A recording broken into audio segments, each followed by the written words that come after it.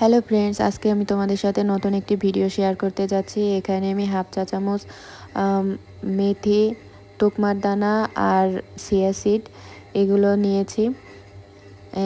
এখন আমি পানিতে ভিজিয়ে রাখবো প্রায় 5 থেকে 6 ঘন্টা। 5 থেকে 6 ঘন্টা ভিজিয়ে রাখার পর এটি কিন্তু ফুলে ডবল হয়ে যাবে। দেখো এরকম হয়েছে। এখন আমি এর ভিতর দিয়ে দেবো হালকা কুসুম গরম পানি, আর তার ভিতর দিয়ে দেব আমি হাফ চা চামচ ইসবগুলের ভুসি, আর দিয়ে দেব মোরিঙ্গার গুঁড়ি। আমি তোমাদের আগের ভিডিওতে দেখিয়েছিলাম কিভাবে আমি মোরিঙ্গা বা সজনে পাতার গুঁড়ি সংরক্ষণ করে রাখি, আর আজকে আমি দেখিয়ে দিলাম কিভাবে আমি সেটি সেবন করি। এটি সেবনে অনেক উপকার পাওয়া যায়। যাদের অতিরিক্ত চর্বি মেদ আছে সেটি কমে, এতে ডায়াবেটিক্সও কমে, তাছাড়া অনেক উপকারও পাওয়া যায়। এটি সকাল বিকাল সেবন করতে হবে। তোমরাও বাসায় এটি ট্রাই করে দেখতে পারো।